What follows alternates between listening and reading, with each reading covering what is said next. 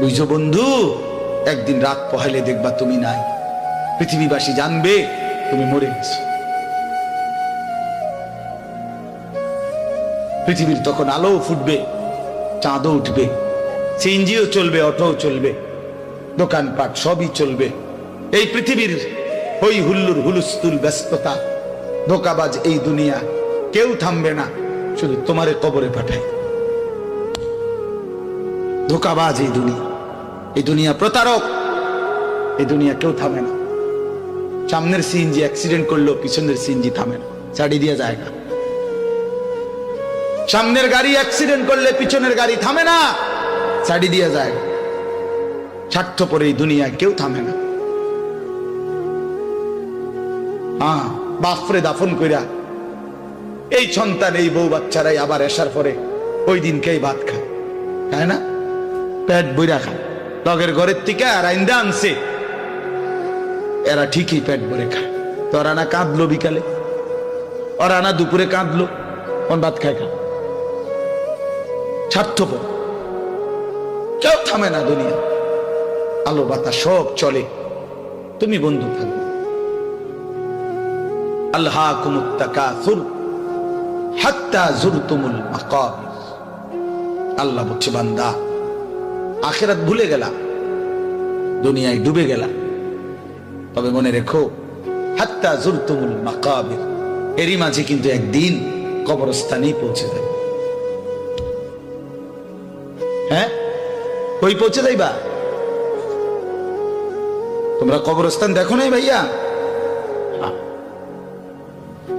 কাল্লা সাউফা তা'লামুন। আল্লাহ বলে, কবরে আসলেই আমি বুঝাই দেব বান্দা আমার নাফরমানির শাস্তি কেমন। সুম্মা কাল্লা সাউফা তা'লামুন। আবার নাফরমান হাসরের ময়দানে আসলে আমি আবার বুঝাই দেব আমার অবাধ্যতার শাস্তিটা কি। একবার বুঝাবো কবরে। তাফসীরের মধ্যে আছে কাল্লা সাউফা তা'লামুনা ফিল কবরি সুম্মা কাল্লা সাউফা তা'লামুনা ফিল আখিরাহ। আল্লাহ বলে, একবার কবরে বুঝাইবো আমারে ত্যাগ করা, আমার নাফরমানি, আমারে সিজদা না করার শাস্তিটা কি, কবরেই টের পাইবা।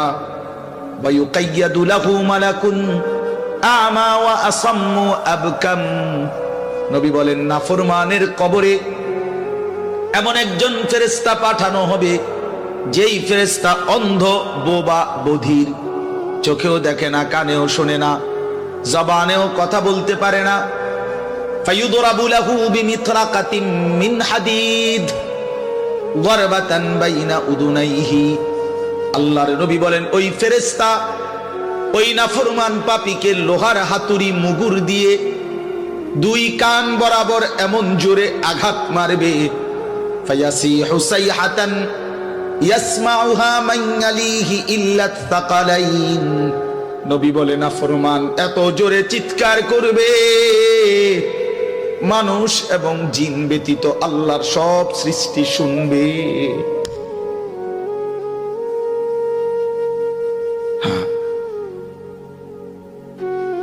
বহু কবরস্থানে এমনও হয়, গরু ছাগল রশি ছিঁড়ে লাইতে চায়, জানেন এটা? ওরা শুনে, ওরা শুনে কবরের আযাবের আওয়াজ, এজন্য রশি ছিঁড়া ফেলতে চায়।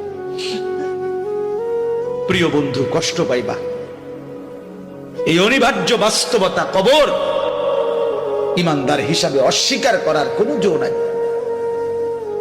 পাশ কাটাইবার কোন সুযোগ। এই দল কিংবা এই দল, আমি কিংবা তুমি, কেহই অনিবার্য এই সত্য, চিরন্তন এই বাস্তবতা, নিদারুণ এই সত্য, কবর, আখিরাত, মৃত্যু, এটাকে পাশ কাটাবার সুযোগ নাই, নাই। অতএব আমি অনেক নওজোয়ান, তোমরা মাশাআল্লাহ এই ভালোবাসা কি দিয়া মূল্যায়ন করে, এই মহব্বত আল্লাহর জন্য। তাইলে যেহেতু তোমরা পছন্দ করে ভালোবেসে আল্লাহর জন্যই আসছো, আল্লাহর কথা শুনবার জন্যই আসছো। আমি অনুরোধ করি তোমরা আরেকটু আগাও। যেহেতু আল্লাহকেই ভালোবাসো, আল্লাহর কথাই শুনতে চাইছো, আল্লাহর জন্যই বসছো ভাইয়া, দাঁড়াইছো, তো আর একটু হিম্মত করে সেজদা দিয়া দাও। মালিকের সেজদা দাও, ঠকবা না। আল্লাহরে সেজদা দিয়ে কেউ ঠকে না, আল্লাহর গোলামি করে কেউ ঠকে না। প্রিয় ভাই, নষ্ট হইও না। প্রিয় সন্তান আমার, নষ্ট হইও না। প্রিয় যুবক আমার, নষ্ট হইও না।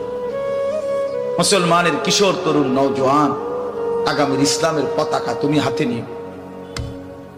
আগামীর কালেমার পতাকা তোমার হাতে। সারা পৃথিবীতে ইমানদারের বিজয় হবে, হচ্ছে। সারা পৃথিবীতে মজলুমের বিজয় হচ্ছে, জালেমের পতন হচ্ছে। কোথাও সারা পৃথিবীতেই জালেম থরথর করে কাঁপতেছে। হ্যাঁ, সারা পৃথিবীর বাস্তবতা, শুধু বাংলাদেশ আর সিরিয়া না। দুই জালেম তো চলে গেছে, বাকি জালেমরাও বেডিং পত্র গুছায় ফেলছে। 5ই আগস্টের জালেম ভাগছে, 8ই ডিসেম্বরে সিরিয়ার বাশার আল আসাদ নামে আরেক জালেম ভাগছে। বাকি জালেমরাও গাট্টি মুস্কা গুইলা লাইছে, ওরাও ভাগবে। ইসরায়েলের ওই বেঈমান কুত্তা নেতানিয়াহু অয় পালাইবে, অয় পালা। বার্মার বেঈমান ওরাও পালাবে, ইন্ডিয়ার বেঈমানও পালাবে। কোন সন্দেহ, বিজয় ইমানদারের হবে ইনশাআল্লাহ। ইনশাআল্লাহ, ইনশাআল্লাহ কালেমার বিজয় হবে। আমি না থাকলে সমস্যা নাই, আমি শহীদ হয়ে গেলে কোনো অসুবিধা নাই, আমার মতো হাজার লাখ শহীদ হলে কোনো অসুবিধা নাই, কিন্তু বিজয় ইমানদারের হবে। কোন ষড়যন্ত্র বাংলাদেশে বাস্তবায়ন হবে না। ইসকন লীগ দিয়েও ষড়যন্ত্র বাস্তবায়ন হবে না, সাদ লীগ দিয়েও ষড়যন্ত্র বাস্তবায়ন হবে না।